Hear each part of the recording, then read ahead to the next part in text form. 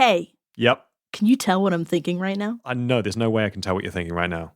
I think I can tell what you're thinking right now, but that's because we did assemble here today to do something in particular. Wait, you can tell what she's thinking? Yeah. It's through context, Dan. No, through context. Actually, What? it's through his innate psychic ability. What? Oh!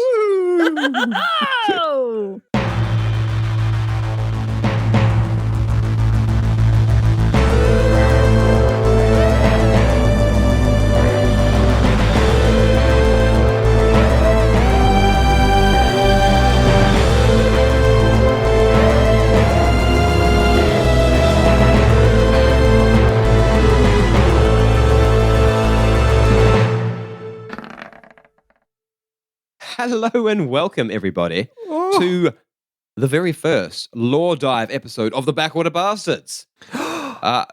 With me is the usual crew, Daniel Matthews. Hello. Taylor Van Villion. Woo! Nope, that's... It's like you read my mind. You're both just making like fucking buzzer noises instead of saying hello. Oh my god!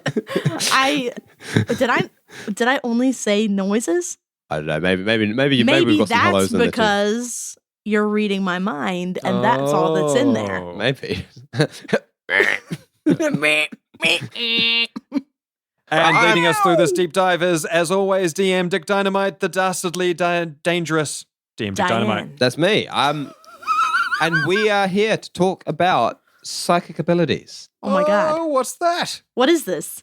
What is a psychic ability? Okay. So, at its most basic level, and if we're talking like game rules, orbital refuse, like you're building your character sheet and you want to have some psychic abilities. Yeah. What are they? Psychic abilities are an innate ability that certain individuals have, where they can utilize that full power of what their brain can actually do. The brainwaves can interface with the universe, with the sort of the natural building blocks and physics of how the world works and how we are all linked. And because of that, they can do, and it's broken down into essentially three main powers. These are the powers that you could choose upon character creation. There is telepathy. This is what Dr. Z does. This is reading minds, it's controlling minds, it's protecting minds, it's breaking minds. But it's all about your brainwaves interfacing directly with the brainwaves of other conscious beings. Okay, so the coolest one. Nice. The coolest one. We've also got telekinesis. Telekinesis, we've seen that some of the Atolla Medusa have telekinetic abilities. Of course, the Craw, if we go back to Zarg Moon, they also had telekinetic abilities. Okay. And telekinesis is simply the ability to, with your brainwaves, manipulate literal kinetic energy in the world, to lift objects, to throw things, to erect like physical barriers, to levitate. Why didn't you pick that? Like fire pure bolts of energy to start fires. We've got pyrokinesis comes under that as well. What? And then the third one, and this is one we have barely scratched the surface of on Backwater Bastards. Tell me that one was better. Yeah. The third one, and this is precognition. Oh. That's future gazing.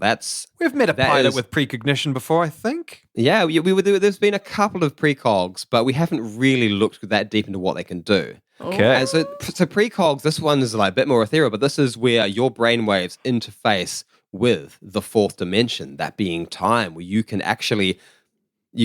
project your brainwaves and therefore your perceptions along that line in a different dimension, and you can see not only the present but the future and the past.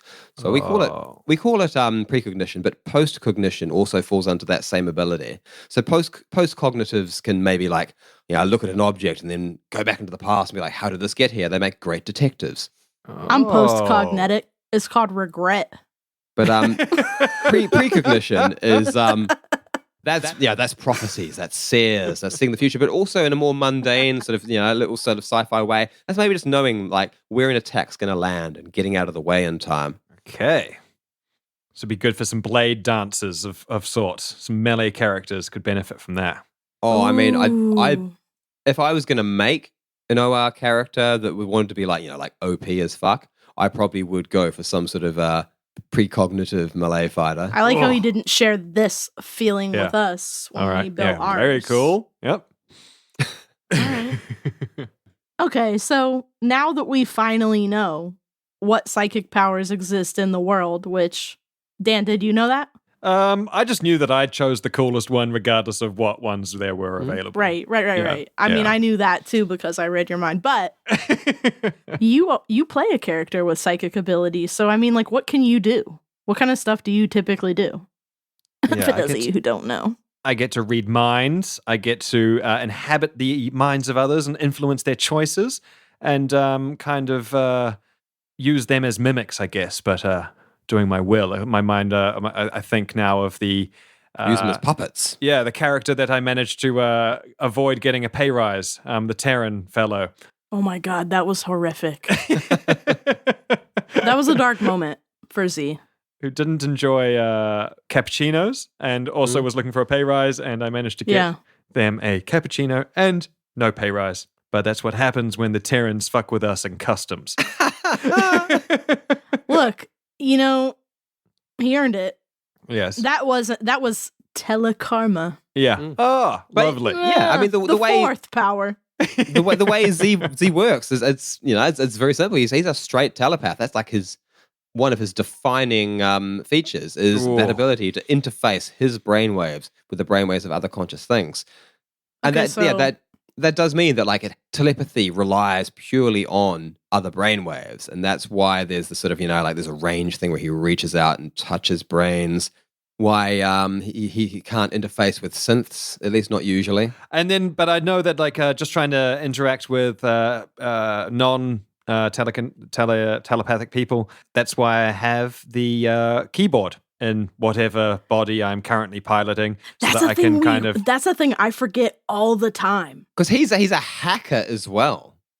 But those things don't necessarily package together, right? Like those are just two separate things that Z chose to do. Yeah, because I wanted to be a jellyfish and told a Medusa with no kind of mouth. So having to get around that. I had to give my character a bit of a mechanical voice type thing to try and interact with everyone, which has been a lot of fun, actually, because it means that, there's also a secret language that I can speak, especially with Cleo when we're trying to do our cool party pose moments.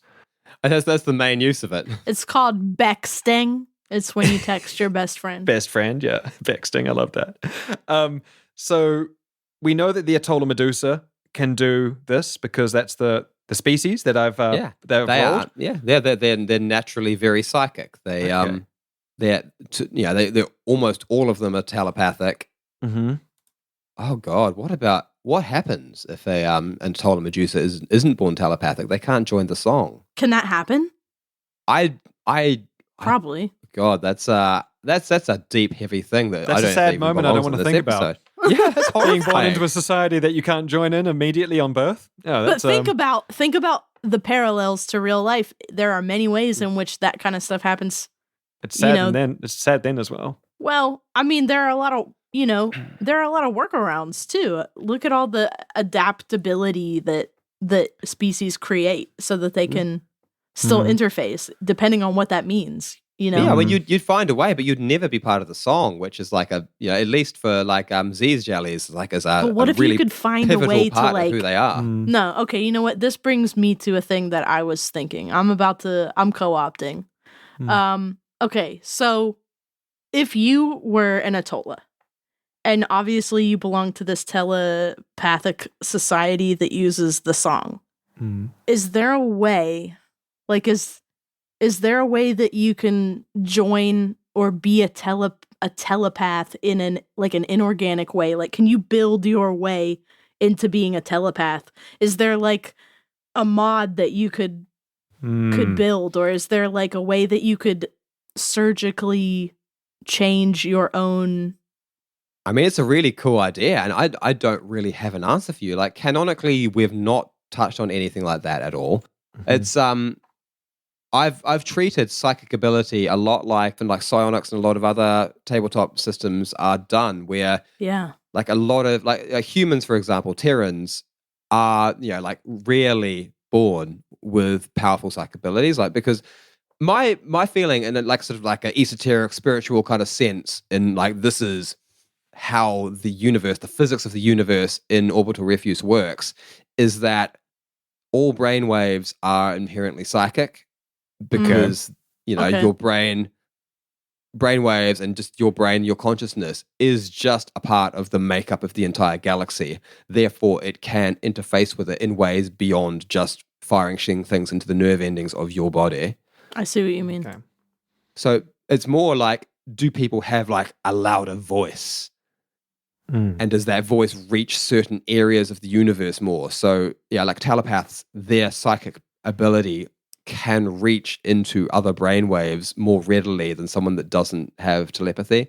The telekinetics, their brainwaves again can just reach into the particles that make up the space around them. So this more kind of readily than explains others. how Z and Cleo can communicate, but obviously when Cleo replies, it's a little bit more difficult, and sometimes Cleo speaks out loud and then has to figure out how to use the inner voice, but it takes a little bit of fine tuning. That's so embarrassing. Yeah, it's definitely that like what a lot of people believe about in our world about psych ability, that it's not so much a thing that you have or you don't have. It's a thing that is just absolutely innate to having a brain or having a psychic experience, having spirituality, whatever the sort of the fundamental building blocks of consciousness are. Do you think it's more like this part of their brain is more developed or more evolved? So, like, theoretically, because don't they say that about people too? Like, technically, It's you have this ability and it's just dormant. Well, you could be born with like, really, really like low fat content and webbed hands and be an incredibly good swimmer. Right. So why couldn't you be born with like just that little antennae on your brain that reaches along the fourth dimension and be a precognitive? I was just born with flat feet and a propensity for hell raising. Just kidding. I don't have flat feet in real life. If anybody's wondering. So along with the Atollas, Terrans are more commonly psychic than a lot of other species. Mm-hmm. They it's like not unusual, like it's not super common, but it's kind of like, I don't know, like having red hair or something. Like it's the sort of thing where like just some people just are psychic. They have one or multiple of those psychic abilities. Okay, yeah. But there are a lot of other species, much like the Atolla, who are like predisposed towards certain psychic power. So like the Craw, all of them, they're flightless bird people. Yeah, that's a psychic power creature that we met. Yeah, and they are almost all telekinetic, if not all. I mean, all the ones that we've met. And who else have we met? Probably some wraiths, I'd imagine. Wraiths, like they are the perfect example of developing and learning your psychic abilities, because wraiths, they have like microevolutions throughout their lifespan. So they very much can develop psychic powers just by putting themselves in a situation where they are demanded. And the wraiths, we haven't really spent a lot of time in wraith space, but there is there's a system, a planet in wraith space, which the wraith name translates literally into future gaze, and is the home of the Wraith Seers. And I want to go to there. The origin story of Future Gaze is actually that the Wraiths, they landed on this planet and they found the indigenous people living there were just very good at evading their attacks and like staying one step ahead of them. And eventually, by spending enough time just on this planet, like around them, some of their numbers developed precognition. And wait, and they didn't use it for good. They used it to take over this planet, and now Future Gaze is known as the home of the Wraith Seers, because they've essentially stolen this ability and turned it into their own. Oh, the Wraiths! Hold on. I want to learn more about that, though. Yeah, me too, kind of. So, I'm digesting this right now. So there are individuals who developed power like that because of proximity to a species that had it? Yes, but that is very much a Wraith thing. They're, because wraiths kind of shape themselves a little differently than other species, don't they? Their whole bag is their physical form becomes what it needs to be for the environment that that's another reason that I want to play a wraith next, because I love the possibility of their arc where they decide like what their dream is, and then they shape to it. I don't know. I don't know. But then I fell in love with synths too because of the whole But then I got to play M8 and I was like, I'm okay for now. Yes, that's the thing is the synths are kind of locked out of this whole area, apart from the angels, I guess, with things. There's so like kind of a technical aspect of it. Yeah. Also, if we look at like what we've just done with Z-Day and the originator and synth brains, I never spelled this out, but my idea is that initially, when the originator became conscious, the originator, the whole reason they were conscious is because they were essentially creating brainwaves, and therefore they had this, if you want to call it like spiritual sense of sentience. Mm-hmm. Yeah. That was this connection to the universe and everything around it. Oh. And so being a sentient being now, even if they're a completely synthetic one, meant that they did have these brainwaves that Z could actually interface with, even if he couldn't understand the ones and zeros. Yeah. And my feeling is that all the first round of synths, they all were very vulnerable to psychic attacks, and that was one of the easiest ways for the Terrans and the Wraiths to like put them down. Yeah. Which is why more modern synths, they are just like cut off from that entirely. They're shielded at a baseline level, so their consciousness is like in a box and it cannot be accessed. Yeah. Shit. I mean, if you think about synths in general, there's almost like a mirror for all of the different powers that we consider to be psychic or telekinetic or even precognition. It's like what's the synthetic mirror for precognition? It's just like incredible calculation, like, and connectivity to others, probably. Because look at AI doing stuff like that now that looks precognitive, where an AI is able to like process data so well that it is able to make such an airtight prediction. And I mean, telekinesis is just Bluetooth, baby. Sorta. It's just really good Bluetooth. Yeah. You know who's telekinetic? It's Apple products with that.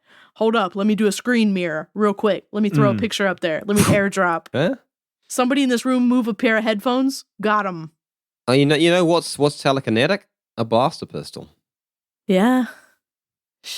You think it, you pull the trigger, you shoot a thing. We're all telekinetic. That's the real message. So what other aliens have we come across who display kind of psychic abilities? So what have we experienced? The big one that stands out for me, and I guess because that's fresh in the story that we're telling at the moment, is the mushrooms on Midspace. Yeah. And perhaps like somehow related, the entity that the bastards found in their base.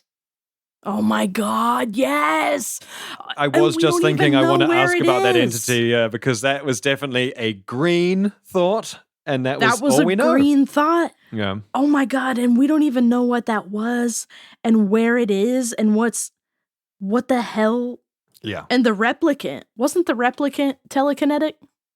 Because the replicant could speak to Z. The replicant was telekinetic in like a really like, reality warping kind of way though. Like in a scary way. Yeah, no, like this is too much power over the universe and molecules than a being should truly have. I wonder if the replicant is an example of what can happen when you try to create inorganic change to a telekinetic process. I mean, they were experimented on a lot, and we don't know a heck of a lot about their origins. We don't know what that's about. BioLife, y'all. And I mean, that goes back. I know it's not the same, but like it makes me think about the Wraiths again with like how they developed their own power out of proximity to a species that had it. Oh, there is some horrifying illegal dark lab where experiments on Wraith DNA are being done. Oh my God. Yep. Have we met anybody else that was precognitive? I mean, I don't think, or weren't some of the Zarg Moon pilots kind of? Yeah, a couple of them did have some psychic abilities. Like we have there's been various like you've been fighting like a bunch of like soldiers or prisoners and things, and there's been like one person who could do this one psychic thing. Like hasn't been super common, but it's happened here and there. There was another sort of threatening version. The seed was powerfully telepathic. I forgot about the seed. Telepathic and again in quite a disturbing way. Yeah. Okay, listen though. I know that I can't technically ask this. But Well, is then there anything? I'm doing it. I'm doing it. Is there anything at all that we can know about the seed? Asking for a friend. Yeah. Some people That who have friend also is- been playing this game. That friend is me, and I'm scared. Well, the one thing about the seed... We probably shouldn't know anything, but The one thing about the seed I that we just kind want of to. already do know is that it Okay. grows really big, and you don't really know how fast that happens or Yeah. anything, but you know that like you've seen pictures like on Google, basically on Space Google, of what these things eventually become. Mm. And the whole reason why why Boris was really interested in it and thought it was like, oh, this is an amazing artifact because it's this this huge organic ship. We do have to find that eventually. But now that it's been released into space, which ultimately might well be it's the suitable climate for its growth, Well- who knows how big that thing has become. it's like when you Yeah. put an alligator in a pond, it'll grow to be the size of the pond Yeah. Exactly. or whatever. Well, that's some horrible not, foreshadowing. That's not totally correct, but the bigger of a box that you put an alligator in, the bigger it'll get. And a lobster is like that too. A lobster will just keep getting big forever and it'll never die. Mm-hmm. Until it gets too big to shed its skin and then it will die. Okay, fine. But, okay, well, it's hard to argue with that.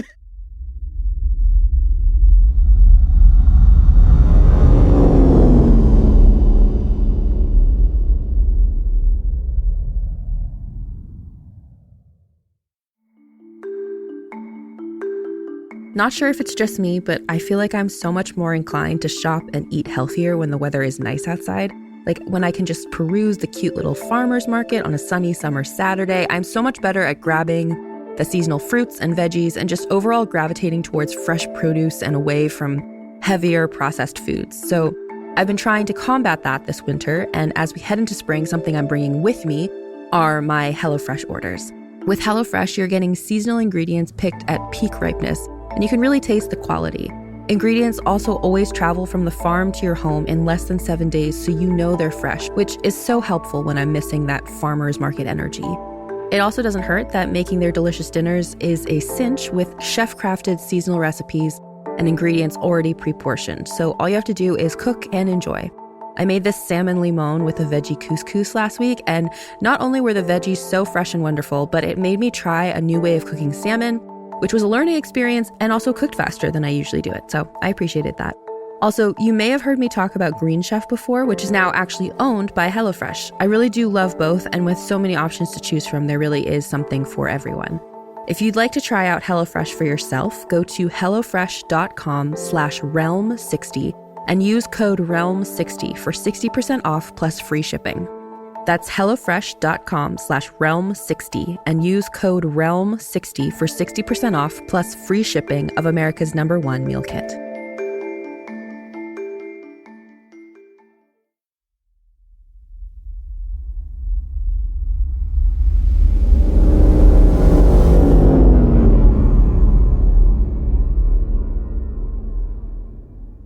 We talked about being a precog, being useful for melee. I imagine it's quite useful for being a pilot as well. Like, what are some other tasks where having one of these three psychic abilities would be useful in your mind for people who are potentially rolling characters or That's a whatnot? fun one. So, I mean, telepathy, we've seen a lot of what Z can do with it. I think like telepathy is really good for what would be charisma stuff in a D&D game, like where it's like Yeah. a lot of like utility stuff where Definitely has been very useful. like organizing the parties, like finding out. It'd be great as like a detective or a spy as well, for like finding out what other people are up to.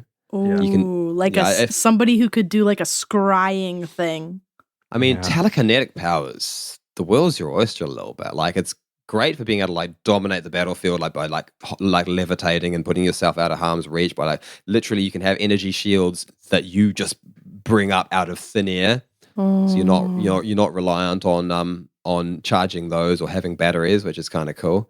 Like I think telekinesis would be the most useful combat one. Yeah, I mean, I can imagine having like multiple blades around your body or guns, being Yeah. able to like quick draw and have another few guns hovering next to you while you fire. I mean, Or like you Heck could yeah. just like you could lift up detritus in huge long. Well, you've done that steel already, and that was quite beams scary. Yes. and hurl them through the night at people. Yeah.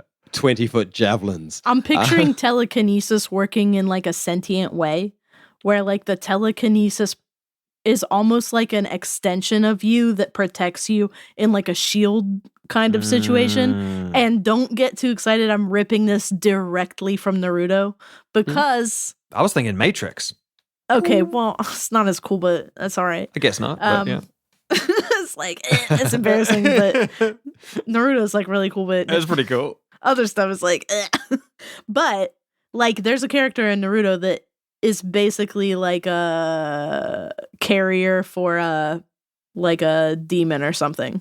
Mm-hmm. And so they have these like powers that manifest, and one of the powers is almost like telekinesis in that they control an element like sand. Mm-hmm. And the sand will come up and like shield them if something gets shot at them or if somebody tries to hurt them. Could you have a telekinetic power like that where it's not necessarily like fully Well, like it's more like reflexive. yeah. Maybe you could even call it like a latent that power. is definitely one of the things of orbital refuse. Like, hell yes. Like, I love the idea of you taking one of these abilities and like actually giving yourself like kind of limits to it. Like, it's almost like micro advantage disadvantaging. Like, you're taking this and being like, okay, I'm telekinetic, but I can't control it, but it will always pop up. So like, you'd be like, yes, okay. Love it. I will allow it. Like, it's like basically it's a game changer, like a Who minor wants game to changer. play we that go. character Where, now? like- That's a really good that's a really So I'd be good like- example of That's a a game great changer. example of it. Yeah. So like on the character sheet, the way I would make that work is you take telekinesis, you take a minor game changer, and that game changer makes it so that you cannot control your telekinesis, but it will automatically defend It'll you help without costing any Love energy. it. Oh, that's Super so cool. cool. That's very cool. Well, crap. I'm trying to think of other jobs like that could benefit from one of these roles. I think maybe Because just what do we like have? What do we have? We have pilot. We have like obviously hackers. We have spies, detectives. I'm thinking back to doing labor jobs where like it'd be useful to be like, okay, I've left the nails at the bottom of this ladder. Just like a reach ninja on step? down, grab those nails, and then What if you keep were like working. like Keen and manufacturing. K2 Yeah. Like if you were a person that like I mean K2 and Keen are making like items, but they're also making clothing and like they're trying to harness the ever-changing, tides of fashion. Oh, so you're thinking like being precognitive. Yeah, to know what people actually wow. want. Yeah. What's You'd the be- next trend? What are people going to buy? Because, Keen was always talking about like color schemes and Perfect stuff. measurements as well as soon as you walk in the door. Right? Yeah. How slick Well, would that I look? mean, pre and post cognition, like so, like say, I mean, I imagine what an insufferable like post cognitive person might be like, where they don't remember everything you ever said, but they can just look back and see it. Yeah. Oh, got them receipts. Like post cognition, I find a really interesting one because it's not a power. It's that's like often photographic explored, memory, isn't it? but it's bigger than that because you didn't have to be there. Mm. Oh my God. Okay, hold up. Yeah, just the thing you're like the item Yeah. or the location. It's 'Cause you more can- like watching a movie, like when they do that thing where they show you 3 different people's stories at the same time and they switch back and forth. I could pick up something, omniscience. right? And I'd pick up this and be like, oh, where has this been? Mm. And use my post-cognition to wind this back in time and now see where it that's came the from. detective. The detective, yeah. That's the detective. Oh, yeah, like you pick up an object, That's like where did this come that's like from? And then ultimate CSI. you'd almost get like a sort of a flashback of like, Just like CSI. oh, I mean, a post-cognitive detective would be a really fun character. I would want to have that power if I was like a planet terraformer, Yes. because then you would know like pre or post cognition, because with precognition you would have an idea of like where like actually both of them could do the same thing in different ways, right? Because like if you were terraforming a planet, you'd want to know like where is safe to build, because like what's going to get wiped out by a massive volcano, what's going to fall into a fault line, what's going to get like flooded in a couple years. And with post cognition you could see what's been happening to the planet, but with precognition you could see what's gonna happen. So you'd have to have both of those people on a team so that they could do like the full assessment. Terraforming. I think as well, like, I don't know, like precognition in sort of like a smaller kind of way. You could just use it for like just general life conveniences. Like say, I don't know, you wanted to know if if you're walking to the shop and you want to know if the sandwich that you want to buy is going to be in stock, you just look into your own future. Quite boring. And decide whether or not to bother going in life. I would use the shit out of that. Is the cha time open? Yeah. I don't know if life would be enjoyable then. And I do actually wonder, like, we haven't how often do you go to a thing and find that they don't have the lasagnas that you want and then get stoked about that? No, I did get stoked about it. I found an Asian supermarket and a coffee shop on the way home, so I was pretty happy. Wow. Fine. I'm thinking there might be a fourth psychic power that I actually haven't built into the game. Now that I'm thinking about this, like more of like an astral projection type thing, more of like a like observing faraway locations. Ooh, I don't know. Okay. I don't necessarily what to call it, but I mean, astral projection is the closest equivalent I can think of. But I like that. I mean, astral projection is a bit more far travel. It's a little bit more like spiritual than our version of psychic powers, but thank travel. Maybe I'll come up with a name before the episode is done. I mean, because that could go into the rulebook. I think like it might not be as useful, but it would be great for a spy. Yeah, I like it. All right, it's like projecting your senses through space rather than through time. I'm gonna project mine all the way back to Stu's everything, so I can just ghost taste some sauce. And so I want to know, like, game mechanic wise, with say we've got a character who's got telekinesis or telepathy. In my case, how do you see those energy point costs happening in combat, and how long would something last for? Say, if I build a telepathic defense or I build a telekinetic kind of defense, then how do you see that costing points and duration? So I've got some very specific answers for like different itemized like versions of these things because as soon as I started writing telekinesis into the rule set, I had to think about things like TK shields, like because to me that's like the most obvious use of it. It's just like nothing can get through my force field. Yeah, and the way I've always thought of it is like telepathy.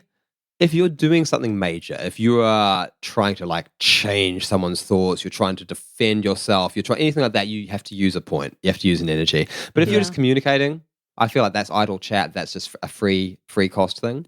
And in terms of like telepathic shields, I mean, we have precedent for how that works. Is basically Z rolls his telepathic shield. He spends that energy once. Yeah. And that thing is basically up now. And the only thing that is, like it's just there. That's what his defenses are sitting at, that baseline dice roll. And then once it gets attacked, that's when we look at whether or not it gets broken.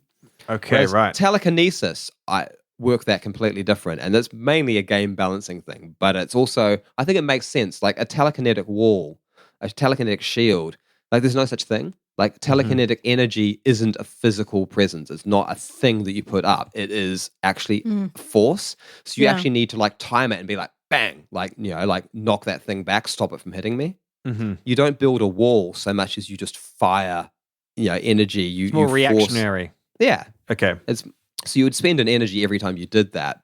Yeah. Okay. Cool.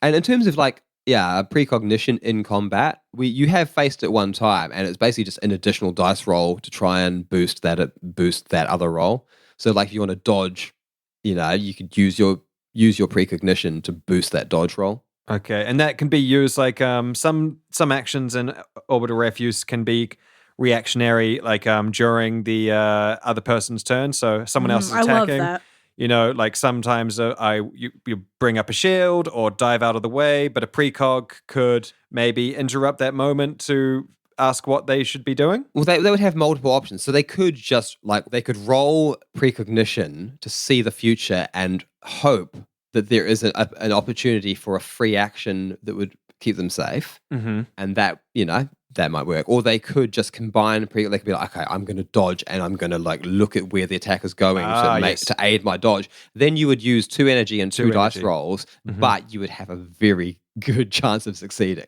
Yeah, because you'd have your dexterity roll, and then you'd potentially get a +5 from built-in your advantage precognition as well. Essentially. Okay, nice. We really messed up not going for that.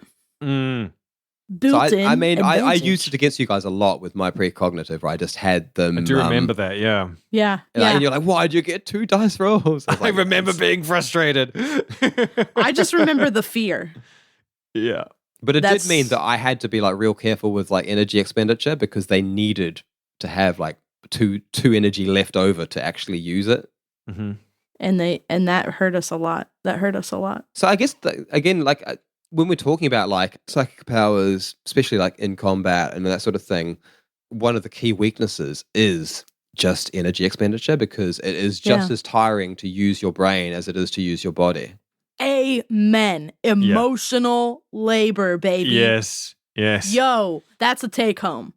Put that in a doggy bag, y'all. And I feel like that in a doggy bag. A psychic person is immediately they're going to find more opportunities to use their energy up than someone that is purely physical. Someone who's purely physical can be like, okay, I'm going to attack, and then I'm just going to stand back and just see what happens. I'm going to make a TikTok of that. Whereas a psychic is, they're going to be more inclined to be like, okay, I'm going to do this, but I'm going to supplement it with my mind because I can. So they definitely, one of their biggest weaknesses is they're more likely to get caught without energy, I think. Oh, so then actually that makes me think, Exactly. do we have any kind of allowing, like I know we've all played D&D and other tabletop RPGs where you might have a role to aid someone else's role being higher. Is there any way that you could use these Like inspiration. psychic abilities to, exactly, Taylor, like inspire a better role from a teammate or kind Amplify. of exactly, or that type of thing. I mean, I feel like that is down to the imagination of the player. Okay, yeah. Because So if we you just can- haven't been imaginative enough yet. If you can justify something, That sounds about right. Sounds if you about can right. justify something, then sure. I think like what the most obvious one I can think of, like the Dr. Z could do, No, is we okay. have done that in a way. That was what Think Green Thoughts was. Oh, but yeah, that's like right. basically say Z We have. has We've done it. has like a vantage point. He's got a viewpoint. He knows something that someone else doesn't, Oh, Yeah. or he has this kind of like this instinct for what's going on. Mm. I mean, telepathy allows you to literally just instantly give that same level of that same depth of understanding to someone else. Okay, You yeah. writing this Without- down, Dan? You writing this down? No, Because you don't 100%. have to like literally say it. 'Cause we you can need it. just you can just send the concept. This in right one here, piece. this is the background. This is the This is the curtain reason- being peeled The slowly reason away. why we want to do these episodes is to learn how to play the game better so we can win more. But also, didn't M8 and like baby Zafre Electra try to do something like this with the legacy code? Yeah, we Obviously, did. I think M8 was initiating it, so it was obviously not a psychic event. But because the legacy code was kind of like the synth spirituality, where's the line? Yeah. You and know it what I'm was saying? developed by a psychic. It was. Super So cool. we don't even know. It's like the soup is so integrated in that moment. Yeah, it's a stew. Somebody just shook the oil and water bottle. Is what happened. Yeah. No, I dig that. But like, what do you think the coolest thing Z's ever done with their psychic powers? Like your favorite psychic moment that felt like the tastiest. It's probably hard to remember because there's been like it's been years. It has been years. I mean, I'd have to ask Dickie, what stands out to you there? Because I got too many in my mind that are all mushed into a soup. I as mean, Jay says. I love when you steal a password. I know it's not fancy, but like when you steal information from somebody, I think that's like, oh yes, we didn't have to do feels anything good. for that. Yeah, it does feel good. I quite enjoyed like when Z just full on like took control of the situation. Like he tracked down the chemist that made the poison, and it's like I am Shit. going to save my people. Yes, That was a power moment for Z. that was a moment where, like, as players, it was like, okay, comedy's over. Yes. This is a real shitty. Like, That was real such an shit moment. intense arc. I was scared. I was like, because Yeah. me and Dick had to have a secret conversation. What happens About if Cleo dies? What if Cleo dies? We had to have like a Really? We had to do we have DMs that no one's ever seen. Oh, I bet you do. You didn't even. We do. When your DM slides into your DMs, and it's like, how do you want to die? Well, because this was pre. This is pre Cleo Day as well, so we hadn't It was. really talked about the sleeve engine yet. We hadn't, Mm. so we didn't But know exactly Yeah, it was this how. kind of thing where it was like maybe like if Cleo dies, will that come into play? ahead of us having done Cleo Day and having explained this thing? And is that going to be like real weird Deus Ex Machina bullshit that's going to seem like we haven't actually planned this? Like, I'm I glad don't it worked out remember. the way I it don't did. remember what I was saying. I think I was like, "Sleeve me into the craw that tried to kill me." Yes, our Cleo Craw. Heck yeah. I was like, "I'm ready for a new body." That if that had happened, that everything since that would have been so different, but it would have been very cool. It would have been very cool. And then Cleo would have been psychic because she would have had telekinetics. Telekinesis. Oh my glob. Oh my Wait, glob. so if you sleeve into a psychic individual, can you access that power? Well, I mean, yeah, it's their brain. I think so because I mean, how the song Cleo works. has all the bear powers. She's got the bear instinct. She's got the bear rage. All that That's stuff true. is there. I mean, it's your consciousness in their meat. Bortus literally That's right. can access the memories of that doctor sometimes. That is correct. Oh, we need to do an No. episode about that because I We'll- need to know like how that develops. 100%. Because I picture Bortus being like different from Cleo, and that Bortus and the consciousness in the body he's sleeved into, like I picture them being these like two different individuals that just live together now. Yeah. I don't know why. I think like something gave me that impression, and now that's just what I think about it. That's how it looks to me. But Well, I mean, I think that's a cool Z moment. But if I'm thinking about like coolest psychic examples that we've seen in the game, then for me, the terror of the scaffolding and oh my god, I'm still not over that. the beams being flung at us over the course of several episodes as we tried to get to the one true leader. Hands down, scariest thing that has definitely. happened to us in Yes. the game. Yes, and I've flown my body through a shield. So I had a dream about it. I know. I see Rebar on the street now, and I'm like, Yeah, I mean, it reminds me of that scene from The Omen, you know, where the priest is struck with the thing. So the whole time that scene was happening, I was just thinking The Omen. I was like, oh my god, we're about to be bloody impaled, or like, we're about to be omened. yeah, we're about to be omened. Oh man. Here's the thing, though: is the one true leader still as scary now that we've pulled back the curtain on him? Yes. Yeah. Yes. Yeah. Because they've had time to develop just like us. Yeah, they've had time to develop, and if they were that angry then I am probably even more scared now to interact with them, which I think you've done a brilliant job of telling their story. I have a question Mm-hmm. about Z for myself. Oh yeah. Asking for a friend. This is me. I'm the friend. Okay, so I don't know why this is coming up in my mind, but were the jelly people? I was thinking the same Psychic? thing. I was also thinking the same thing. They were psychic, yeah. Well, that was the psychic. I was doing a psychic to you right now. Yeah. Well, we were doing. I mean, we are. I had Yeah. forgotten the jelly people. We are. But We yeah, are. they were We are psychics. Capricorn. You know, that The was jellies were psychics? Yeah, because that was the whole thing. Like Z found them Because because they were didn't psychic. that's right, because their whole shtick was that Z was like the only one that could talk to them. Yeah, and that's why they could Yes. ride. Why they could ride like dactyls and stuff was because they. Wait, is Jordan psychic? Oh, I don't know. Like I don't know. My feeling was like the all the sort of the dinosaur-like aliens there. They were just the native species that the jellies like they use their telepathy to like forge like kinship with and like live with them and have them be like their beasts of burden. Yeah. This is But coming. that doesn't mean that those species aren't telepathic as well. This is coming, y'all. What is going to happen is one day we're going to be on the ship. Z is going to walk in on Jordan, psychicking to himself, being Or like past these, generations or future generations, maybe. being like these stupid nerds don't know that I'm psychic, and he's going to have the Niles Crane voice from Frasier. and Z and Jordan are going to have a tense interaction over many hours where Z is like, I know your secret, and Jordan is like, don't do this. And we're probably going to become best friends, and then Cleo's going to have to fucking have that episode of every sitcom where they're like, "You two can't be best friends. I'm meant to be best friends." And Yeah. then we And go then to the Z cinema is gonna together. tell on Jordan, and we're Yeah. all gonna be like, I can't believe you would hide this, Jordan. And then Jordan's gonna become like an even more involved part Jordan of the family runs now. away, and we have to go save Jordan and be like, "Jordan, come home." And this whole time, Dick is gonna have to do an additional character. an additional voice. Look, Brilliant. Z, I think it's very important that you don't tell Cleo about all this, okay? Very dignified And dinosaur. Jordan is like super smart. And this whole time, Jordan has been writing like blogs on the internet, just like Boris. Yeah. And it's just like, okay. Can we just have a secret? mid-space? Could we just have a secret? Probably not. My Probably flatmates not. did the stupidest thing again this week. It's like reminds me of Roger from American Dad, like these idiots that I live with. I do love a Roger. That's Jordan. It's Jordan. Anyway, I had a real question. Oh, right. Okay, yeah. Okay, so we know that Z is psychic / telepathic. Mm-hmm. Telepathy is the flavor of psychic that Z has decided to become. Could Z learn / inherit / absorb another or second psychic ability?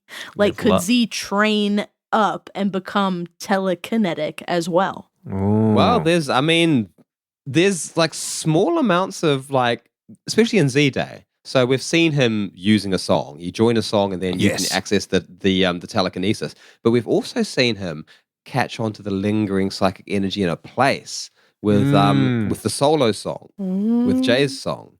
Yeah. And he was actually able to, like piggybacking on her psychic energy, be telekinetic, interface with molecules, with physical reality again.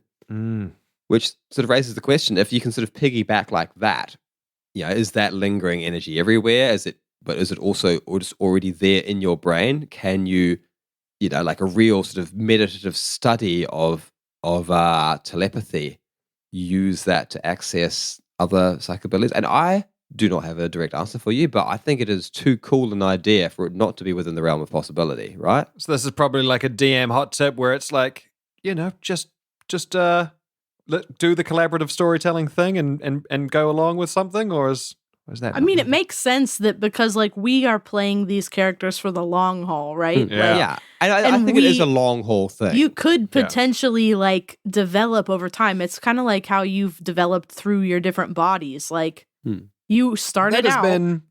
Some of them have been, not the best bodies though. Look, the plastic bag wasn't the greatest. It's not a linear process, baby. Because there was definitely a day where it went all the way down to 0. Maybe below that. That was Ziploc day. We were falling through the sky. There was definitely a moment where Z was not in a body and was just in the dirt. Yeah. But yeah, I mean, and like that's success, baby. It's not one way. That is because the level up system in Orbital Refuse is story driven. It is like because for like the average, say you're just like a real like average like I fly ships and I shoot blasters and I'm really good at like these couple of skills. Like you're that sort of like space pirate kind of character. Like the main way you upgrade is like you get a better ship, you get a better gun, you get a new energy shield.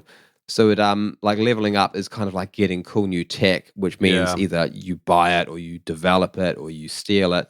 But then if you are someone that is like more about telepathy or more about physical things, there's going to have to be ways that you can train up these new capabilities as well. Also, these leveling, just to dip into leveling up for a little bit, I find that the leveling up process has, as just as it's been about like gear and tech and weapons and the things we've like equipped ourselves with, it's also been the connections we've come across throughout the space as well. Like meeting Keen, meeting K2K2, meeting the Zag clan and whatnot. Like they've and Boris and Z, all of Z1 rather, they've all brought certain kind of enhancement to our group dynamic, our individual dynamic, whatnot, which in my mind seems like a level up, Well, that's a really fun way to develop. I mean, in Dungeons and Dragons, they have an entire thing for that. We can get like, was it retainers or whatever? Yes, yeah. And that's more of like an end game kind of thing. Like once you get to a certain level, they're like, all right, now build a castle and form an army and all this sort of thing. And like, I don't know, why should that be end game stuff? Like, your social networking and like building these connections. It feels like leveling up. Yeah. Every time we've met someone cool and we've learned about them, helped them out, they've helped us out in a way that does feel like it's brought a lot of bonuses to the crew. Trevor is an incredible pilot, took us through the wall, and that happened because and that is a level up. You guys can get through the wall now. It's a big level up. Yeah. So in a more level literal ups sense. I like level ups being like just wins in general. Yeah. Because we have a lot of different wins. Like sometimes like when we get to go us a free shopping. meal. Like when we Big level up. just like the stuff we collect too. Yes. Yeah. Or like when we get new armor. or when we get when we steal a new spaceship. But in a much more literal sense, and on the topic at hand, I think definitely it's a possibility for any character to develop their psychic abilities. Okay. And you got to start hitting the gym, Z. Yeah. Yeah, well, that's the thing. I think it would be a thing, like story-wise, especially if we were going to do it within the podcast. Like maybe Z would just decide, I need to get telekinetic. I need this. I need to get buff. What if he had like a wise master that he starts going and training with, and this is like a sort of thing that's I want to train with a Wraith master of telekinesis. Yeah. So but this could be like a thing that was in the background, We're going to Wraith space. Over the course of things. This is going to be an arc. Cleo could have an extra gun hovering at her side. It's Z's he's meditating, he's doing this. And it'd be the sort of thing that in a year's time after starting to train it, Z is finally good enough that he can really just use it out in the world. So those are some advantages. Now, what are psychic users weak against? Because these sound pretty OP. So what is the disadvantage to having them? If you were gonna play one too, if somebody's attacking you, how do you defend against it? What is a psychic attack weak against? Yeah. I mean, that's interesting. Yeah, because telepathy, for example, a telepathic attack, the thing it is the most vulnerable to is just more telepathy. Because telepaths can defend against telepaths a lot better than anybody else. You know what fights fire better than anything? More fire. More fire. But then there is also the notion telepath, they are projecting their consciousness elsewhere some of the time. Or just being a synth. So they're spending time where their brain is in another brain, which means that their body is kind of left a little bit unguarded, even if only for a moment. Mm-hmm. So I think like assassin types would be a real danger to a telepath. And that would be true for telekinetics as well. They're kind of focused, their mind is focused elsewhere. Well, I think the telekinetics, they are a lot more in touch with the air around them. Telekinetics are OP, Dan. Because again, they do sound like it. No, my telekinesis isn't Jean Grey, X-Men, literally just lift the things around you. It is much more reaching into the air around you. It's reaching out into those particles. So I think the telekinetic, they actually are going to be quite aware of people sneaking up on them and those sorts of things. They are really good at close quarters. Because it's the air particles around them are those reflexive. Tingling. But then on the other hand, even though a telekinetic can raise a shield and potentially block a blaster fire, you remember blaster fire, these are lasers. They fire very fast. So they've got to react and bring this thing up. It's not like an energy shield where Dr. Z, he projects it because he expects an attack's coming, or he's got his personal energy shield protecting him intrinsically. Like a telekinetic one is a reflexive thing. You've got to act fast enough. So I actually do think that the telekinetics are definitely at risk from snipers and from long range type attacks. Okay, yeah. Oh, because if you don't move the immediate air that they know about. Yeah. Oh, dang it. All right. So a telepath puts themselves out and is vulnerable. A telekinetic user is vulnerable to long-range attacks, vulnerable potentially. to ranged attacks. And now what about the last, the precog? How do you take down a precog? Well, be unpredictable as heck. Be unpredictable as heck. Yes. I mean, yeah. Chaos is... because... But that still wouldn't work, would it? It wouldn't matter how weird you're being. They'd still know the future. They'd just know the result of your weird behavior. You would have to be weird, but you would have to be crazy eyes, the precog. You got to be in their head, and you've got to be reacting to every little micro reaction that they do, because they are reaching into their own future, which means their future is dependent on their actions. Their future isn't dependent on your actions, because your actions at the point that they look into their future are set in stone. So you've got to adjust your actions chaotically based on everything that you see about them. Oh, that's too much big brain. Sounds like a lot of work. I think I'll just get shot. But I think the big that's thing, how we've handled it in the past, and we're fine. The big thing with someone that can see the future is, they are going to really min-max their actions. They are going to be really worried about. So all you've got to do is overwhelm them with attacks. True. Cleo's coming at them with a thing, and they're like, "Oh, okay, I'm going to put myself in a position where I will never get hit with that thing." And then someone else that's such a mind fuck though, because what you're doing is you're affecting the now, and it's like it's the time paradox of like the now feels like it matters the most, obviously, because that's what we're aware of. But like if time isn't linear, then it matters like equal to or none. I'm glad you could big brain this. In my mind, I'm like, okay, more attackers, more good. But my thing is, it's basically, I mean, Look, AoE. that's all I have. If we're gonna make it real simple, I appreciate it. If you want to beat a telepath, you want to go melee. You want to get in close. If you want to beat a telekinetic, you want to go range. You want to hit them from afar. If you want to beat a precognitive, you just AoE the area around them because they still have to get out of it. You know? Okay, yeah, that makes sense. Just because they know it's coming, doesn't mean they can avoid it. That's a better way to say it for us. I understand now. Thank you, Dickie, for speaking simple. Maybe the future that they know about is the demise. And now you mentioned one more fourth class that you might be interested in adding. Your astral projection. Is there something you want to add quickly here on? Well, how would you use that in combat? That'd be really good for like to get the hell away. Sort of like guerrilla warfare kind of stuff. Like say someone's hiding around the corner and you can't see them. That's the ranger, isn't it? That's like the ranger. That's the fucking strider. But the projectionist can literally just like look around the corner and be like, weren't you talking about this the other day? Like having a character who was just really good at recon. No, this was literally weeks ago. This was in Portugal. Yeah. You were talking about having a character who was just incredible at recon. Just a fucking really good scout. Else. Yeah. That's the job. That would be so fun because that would be like, imagine being in a party where there are like specialists. Well, Zargmoon may have happened a bit differently if we had had a good scout. I mean, specialists in parties. Thought we were doing a great job scouting. It took us 2 episodes to realize that we fucked up.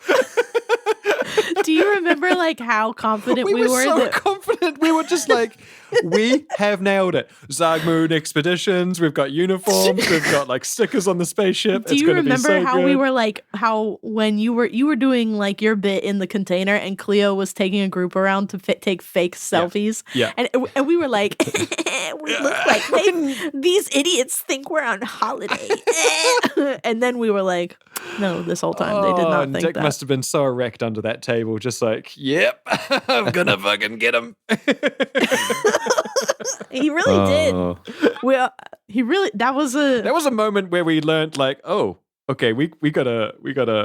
That was the day that we realized Dick might kill us one day. Yeah. But probably not. We're too good at this game. You don't want to hit players with that over and over again, but like doing something really bad to them. That didn't come out right. No, you better not cut that. I like okay. Do something really bad to them sometimes as a treat. As a treat. Because it's so much more satisfying when they then overcome those odds. Mm. Or when one of them doesn't and the others have to avenge it. Like, man, I remember how freaked out people were because we dropped that in pieces, right? Like, so they didn't know. And that was heavy. Like, oh my God. Yeah, and I guess if you're listening to this, you've probably heard that. Yeah. You might not have. You might have jumped in like at season 2 or more recently, but I mean. It's okay. Well, spoilers. I mean, if they did jump in at season 2, that they're probably like pretty aware that we are alive. They're precogs. Yeah, they're precogs. Turn that off if you don't want to know things. Bye.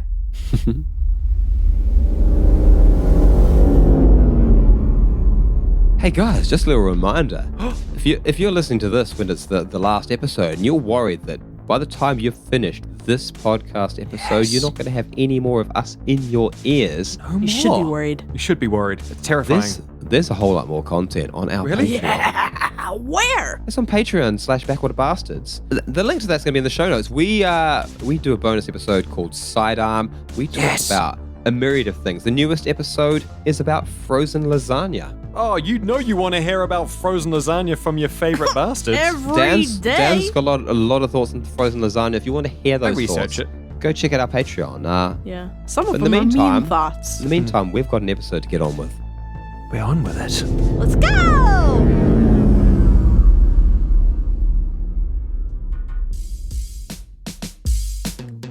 It's time for listener questions.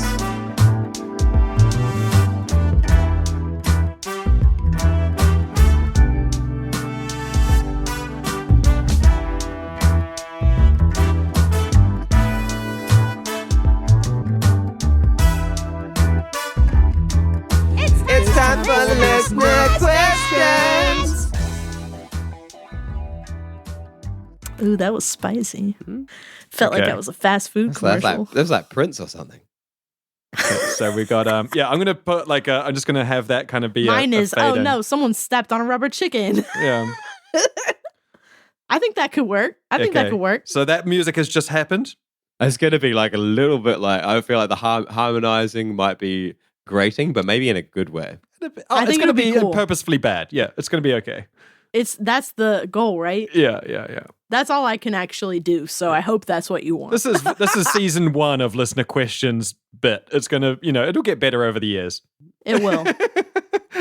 Okay, so this is kind of exciting. This is exciting Heck because yes. we had questions. Okay, Yep. obviously. I mean, look at Oh, us. we always do. But we weren't the only ones. No, Okay. you had questions as well. You had questions. Now, I know what you're thinking. Maybe you specifically didn't have a question. And to be You fair, did. You did. you might not have known that we wanted questions. So this No, just you did. You did. no, a grain of salt on that. But you know what? Okay. Maybe you could ask a question on the next one. Yeah. Yeah. Hit us up on backwaterbastards@gmail.com. These questions come from our Discord group, which you can also join from going to the show notes. You can find the link on the website, backwaterbastards.com. You can Sure find it can. basically anywhere that we talk online. We'll always And if you link the don't Discord. want to talk to us on email, you can still go on backwaterbastards.com to find all the other ways that you can talk to us, which is like Twitter, Instagram, Yes. Facebook. There's like, a submission everywhere. there. You can talk to us you on can email. email us through that. So, I mean, we are going to continue. We're going to do some more of these lore dives. So, if you've got any specific questions about something lore related, get on there and ask it. And that might inspire us to do a lore dive on that particular topic. Yeah. It might.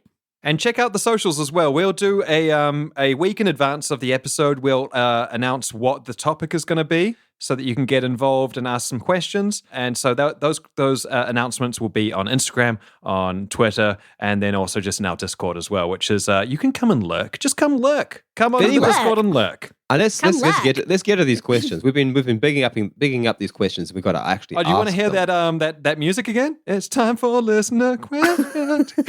All right, it's time. Who wants to do the honors and read a first question? Okay. This first question is from Jim. I know. Yeah. A stand-up individual. Mm-hmm. And he wants to know, could Z psychically transfer his entire consciousness into another being and he'd just be that being? So, example, Z is on the brink of death and there's no sleeve tech around type of situation. Oh. Well, I like it, but if we go back to the internal logic of how I've explained psychic abilities, Okay. telepathy is about interfacing the brainwaves, this energy that's coming out of your brain with the brainwaves of other entities. Mm-hmm. So, could you transfer your consciousness? I don't believe you could. I think you could write a copy of yourself onto someone, Mm-hmm.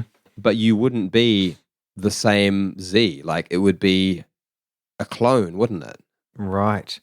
So does that then speak to the power of Jay to be able to leave a resonant feeling of themselves in that area? Well, I don't know. I think what Jay did was a similar thing. Like, it was a ghost. It was an echo. It wasn't the actual consciousness of Jay. It was just a very, very, right. I get what you're very saying. convincing copy. Yeah. I don't know. Okay. Though. So I It think- starts to get into the mystical side of things. I mean, Because it. don't you- it is a Don't it's you a- kind of believe that like if something really extreme like happens in a space, Yeah. that there can be almost like an interruption if time is nonlinear. Then time doesn't really matter, but maybe the echo through the layers of time of the energy disturbance of an event happening in a space can affect. And I know that exactly what's going to happen in this flat is that whoever moves in next is going to be like, there is some crazy energy coming from this bathroom. Yeah. Wow, the less said about that, the better. Yeah. So, Do you in want answer to to state your Jim's address question, so though, that people living in Berlin can skip your apartment? No. I hope that Yeah, yeah, okay. it should be That's fine. mystery. That's fine. Disclaimer. Unless you want to send me stuff, in which case I will definitely give you my address. Send me presents. Send me presents. But yes, like a direct short answer to Jim's question. I think it's a really interesting one. I think the answer is no. But if someone was to try to do it, I think it would produce some really interesting story results. Yeah. Oh my god! Okay. Okay. I don't wicked. think I don't think it would be possible to do it the same way as the whole sleeve text situation. Mm-hmm. But I do think it would be. So what you're saying is that you couldn't psychically do it, but you might be able to do it through technology. I think you can physically do it. I think it's been done. I think we've seen it. I don't know. I mean, I don't know. I don't know about that. Right. I have a question coming from Hamilton. Shout out to Dragon's Duel. You can check them out on Twitch and find them. And everywhere else. Yeah, they do brilliant D&D content. Now, Hamilton would like to ask, has Z ever used psychic talents to DJ the most awesome set list? Gee, I wonder when that could have happened. Oh, Maybe at the... I see where he's going with this. I think this one is directed directly at me. It is? I guest DM'd on one of Hamilton's storylines. Heck. Where there was a beholder ball. The beholder ball. That sounds so good. They were space beholders. It was a whole thing. But there was a DJ at that ball, and that DJ was called Z. Easter egg. Oh, what a copycat. Z2 then, because Z1's already Z1. I'll allow them to be Z2. So I mean, it's the answer kind of, to that I think is yes. It's up to your understanding of the multiverse whether or not that was Dr. Z. 100%. But even so, like, do you think Dr. Z would use his psychic talents to DJ a good set list? Because I think that would be like when we were talking about professions that psychic powers would help, being a telepathic DJ would kick ass because you would know immediately if people were vibing with what you were doing. You would know exactly when people want you to drop the beat. Exactly. My initial reaction is like, no, Z would do whatever was fun. But also Z is a show-off and wants everyone to enjoy, hence party posing, making sure that everything is perfect, keeping the collection safe and pristine. So I think if Z figured out that the crowd was going in a certain direction, and probably a good sign of a DJ anyway, I'd like that Z would read the room and would and try to aim the set list. And for then the most credit for dunks. it. And then take all the credit for just being innately fucking gifted and glorious and not announce the telepathy at all. Vibing. I'm vibing. Yeah. So, yeah, I think Hamilton, if I got to answer it, definitely. Z would use everything at their ability to make sure that they did the best set list of all time. I like it. I approve of it. Oh, wow. Let's bring in a third question. This one's from Jonathan. From Half-Wits and Failed Crits. Hey, Jonathan. And he's asking, what psychic discipline would Z want to learn more about if he could? Are there psychic disciplines he would never want to learn? This is because this is something we did talk about, like Z maybe going to a guru to like train up on a further psychic ability. Yeah, I mean, I think like Z would... Maybe, yeah, I think Z would like to learn something, but I don't know if that's me answering it as Daniel. I think Z probably would be kind of... Z's pretty quietly and loudly superior at times, and I think Z probably thinks, I've got enough going on right now. I can do it. So I don't know, but yeah, out of the options, I think telekinesis would be really fun to learn. Yeah. Well, we got a glimpse of that during Z-Day when he had like the arm, the M8 arm with the blade. That was just like super fun. Yeah, it was a cool form, like just Z in an orb of water with this arm like running. And I do like the whole Atollas in their sort of when they're out and about, like they just float around in an orb of water, and it explains why Z has always put himself in a glass bowl of water. So this is the thing: Z really enjoys being part of the material. Buying, collecting things, wearing clothes, using like tangible tech. Z enjoys that and tries to do that as much as possible. So, yeah, I think telekinesis would be the closest one, but I think also Z's quite happy to be just a little jelly on board a crew of misfits at the moment without any other special things going. Because that's the thing, like Z, he usually communicates using a vocal modulator. Exactly, yeah. He's more into hacking than telepathy. I feel like telepathy is a thing he can do. Yeah. and he like innately uses it and like takes advantage of it. But I don't know if it's the thing he's the most proud of. But if Z can do it with a hack, Z would rather do it with a hack to try and flex on that. Try and get Z1 to respect the hacking prowess that is. And a lot of that is what makes Z like himself as well, because it like who Z is and what Z does with his time is very different to the majority of people from where he's from. Like Ayatollahs are very like immaterial, like they don't care too much about possessions. They're more about domination and just using their natural abilities to take basic resources and so on. Yeah. So I hope that's not a boring answer, but I think Z's just chill. Z's good. Z wants to learn to knit. Yeah, well, maybe that, yeah. Heck. Well, thank you so much for the questions from the guest questions. Some good ones there. I can't believe we managed to rustle up such good questions for our first one. Yeah. We asked like just the other day in the Discord. And so, I mean, because this was the very first episode, so, we didn't cast the net too wide. Mm-hmm. As we said before, you want to be involved in that, you can just send us some questions, like cold call, send us the questions you want to ask. Maybe like we'll just be like, like this question is enough that it's inspired me to do an entire lore dive around it, so go nuts. Heck yeah. But definitely. Pay attention to the socials. We'll let you know what we're going to do next as well. But I think maybe that's about where we might call the episode. Brilliant, Dickie. I think Did you guys learn anything about psychic abilities, about how that works within this universe? Kind of a lot. That you found, a lot, actually. Yes, a lot. I mean, That's this has been super useful. Yeah, this has been really useful. You know what though? I have to say this one. We didn't cover it in this episode, but in the getting ready for this, I learned the difference between psychic and psionic. Yeah, I still need to learn that. And if you're out there and you don't know, I learned from the internet and Dick that psychic is like of the mind, right? Why don't you know what? Actually, Dick? Why don't you explain it? Well, psychic is of the mind, but what's the difference there? What's psionic? Psionic is more like telekinesis more than telepathic. Because I think psionic is more about the physical, when psychic is more about like the nebulous and abstract mental, like reading brain waves versus throwing a knife with your brain. Well, my understanding has been that the difference is we're still learning here, people. Watch out. So psychic is more of a spiritual notion. It's a bit more kind of esoteric, and whereas psionic is almost like the sort of the sci-fi version. It's like if you are. That's what I kept getting when I would Google it, but nobody really like went into it. There was not a lot of great resources about this on the internet. Like I found, what the best resource I found was an ancient Reddit post about it. Yeah. And it was specifically about sci-fi media. So I guess the only people using the term psionic seem to be in the sci-fi realm. Well, it was an academic thing, like parapsychologists, like men that stare at goats, kind of. Yeah, you seen that film?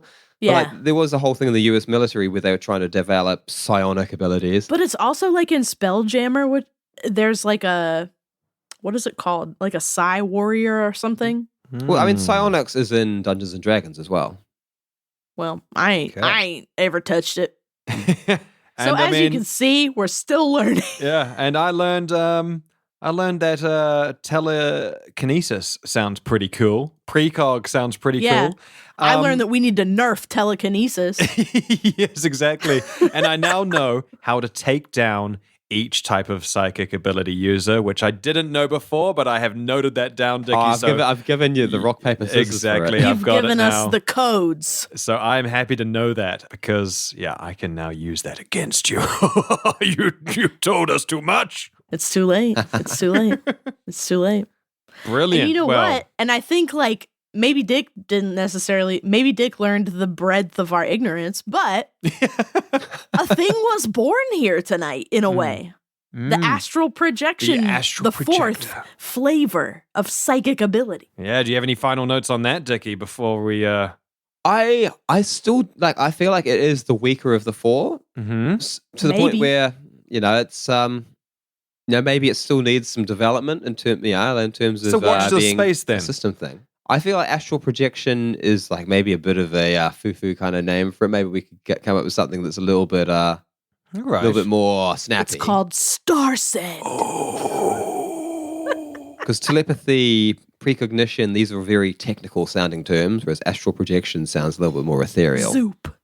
Mind zoop. Mind zoops. But I do like the idea of calling them a projectionist for some reason. Ooh. Channel your inner like film buff.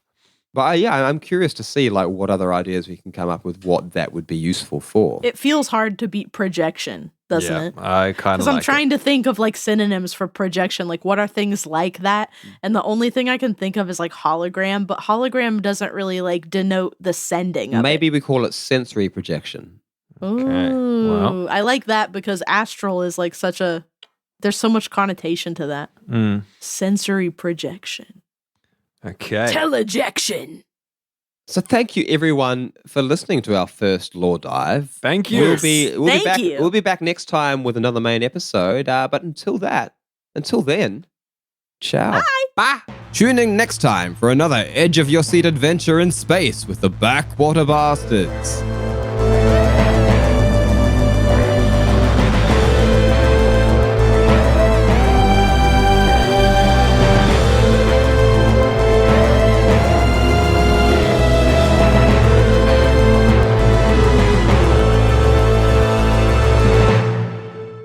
If you enjoy listening, but also have eyes, check out our Instagram, where we post drawings, illustrations, character art from our adventures. Backwater_Bastards. Check out our Instagram on Instagram. So, Tay, you're making a telekinetic? I mean, I am a telekinetic. Did I not just read all y'all's minds this whole time? No, that's telepathy. I think you're going to need to listen to the episode again. Aw, heck. At least it's recorded.